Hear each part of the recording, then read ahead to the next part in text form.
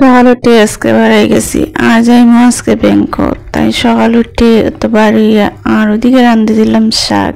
প্রথমবারের মতো অনলাইনে দেখে আমি এই শাকটা রান্না করছি। আর এই শাকটা খাইতে কিলা হইলো সব খয়রাম। তো দুপুরে খাইতে বইলাম, দেখা যাক শাক দিয়ে খানি কিরকম হয়। আছে আমার শুটকি শাক আর তরকারি, এত মজার খানি রেখে খেতে অন্য খানি খাওয়া যায় এখন তো খুবই টেস্টি এবং খুবই লোভনীয়। আসসালামু আলাইকুম এভরিওয়ান, সবাই ভালো আছেন? যে যেখান থেকে ভিডিওটা দেখরা আশা করি সবাই ভালো আছেন। সাবিনা ইয়াসমিন ব্লগে আমি মিতু সিলেট থেকে। আশা করি আমার সিলেটি ভিডিওগুলো আপনার অনেক ভালো লাগবো আর দেখতে থাকুন, দেখতে দেখতেই ভালো লাগে যায়। যাই সকালে উঠে আজকে বাড়ি গেলাম আর রিক্সা দিয়ে যাইতে নানি আমার সবচেয়ে বেশি ভালো লাগে। আর বাইরে দেখি নানি অটো রিক্সাগুলো চলেন না, তার উপরে দিয়ে খুব চাপ যায়, তারা মানে রাস্তা ধরতে পারলো না মেন রাস্তা। তো এক মামারে ভাইলাম মামা ঘরে যে ভিতরের দিকে যাইবা লইয়া, তো ভিতর দিকে রাজি হয়ে গেলাম, ঘুরিয়া ঘুরিয়া যাইলাম। আর ওই যে দেখলাম না এটা হচ্ছে শ্বাসনিপিরের মাজা, যেটা আমরা হই বানরের মাজা, অনেক বানর থাকে কেন। তো ঘুরে ঘুরে দেখিয়া একটু সময় রয়েছে বাড়ি যাবা। তো বাড়ানোর আগে মামা খুব ভয় পাই যে মেন রোডও কিলা উঠবো। তো আমি বললাম ভয় পাওয়ার দরকার নাই ফিয়া মানিল্লা, যদি আপনি না যাইতে পারেন তাহলে না হলে আমরা দিলেন আমরা একটু জায়গায় টেটে যাই কিনে। তো মামা বললেন না দেখা যাক, যেহেতু না ধরে তাহলে যাইম গিয়ে। তো দেখে রাখেও নাই, তো মামা একটা দিয়ে আমরা দিয়ে আইবা, বেশি দূরই না সামান্য দূরই রয়েছে। তো আমরা ভাবছিলাম যে যাইম গি, এখন দেখি নানি যখন যে পরিমাণে রোদ উঠছে, এখন নানি আবহাওয়া কিরকম। সকালে প্রচুর বৃষ্টি দিছে আর এখন দেখা যায় আবার রোদ উঠে গেছে।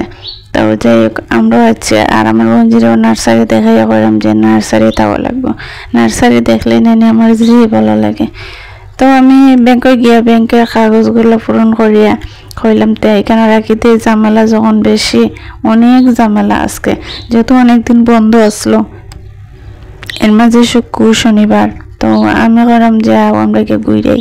তো ঘুরে আইতে গিয়ে দেখি অত সুন্দর, আসলে নার্সারিটা খুব সুন্দর করে সাজানো হয়েছে, একদম গোছাল একটা নার্সারি। তো আমার নানি গাছ লাগাইতে খুব একটা ভালো লাগে, তো চাইছিলাম কিছু গাছ নেওয়ার লাগে। তো গাছ নেওয়ার মতো জায়গা আমার কেন নাই, না আছে ব্যালকনি না আছে রুমো জায়গা, কিন্তু পছন্দ তো একটা জিনিস লাগে রে। আর কিতা পছন্দ করতে হয়, মধ্যবিত্ত সব তো নাগালের বাইরে।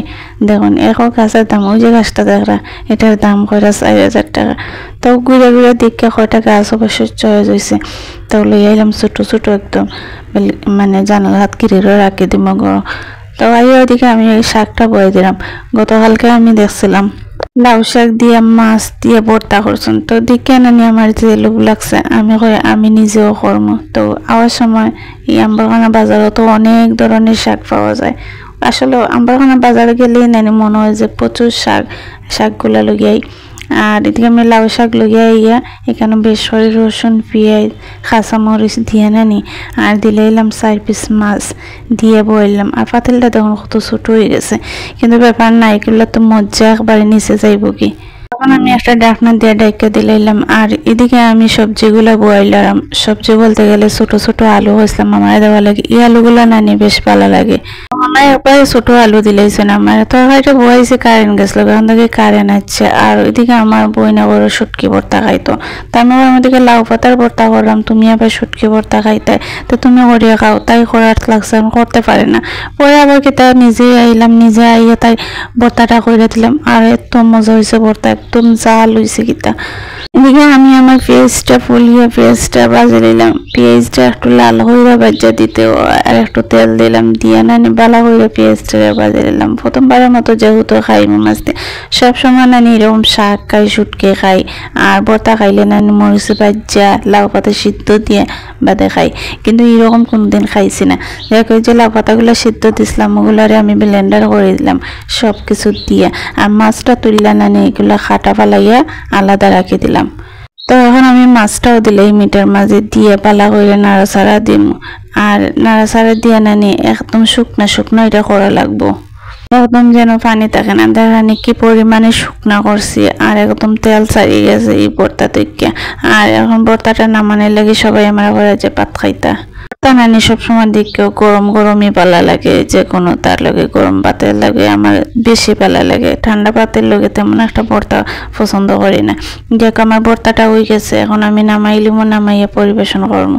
আমার ভর্তা বানানোটা কি হয়েছে একটু কমেন্ট কইরা কইবা, যদি ভালো হয় না নি একবার রান্না করে যখন দেখতে পারেন। আসলে কিন্তু অনেক সুন্দর হয়েছে, অনেক লোভনীয় হয়েছে, যে সবাই খাইতে বই গেছেন। আর আমি আমার দুপুরের খাবারটাও লইয়েছি, এখানে আছে আলু দিয়ে মাছ, আর ভর্তা তো অবশ্যই থাকবো, আর আছে শুটকির তরকারি।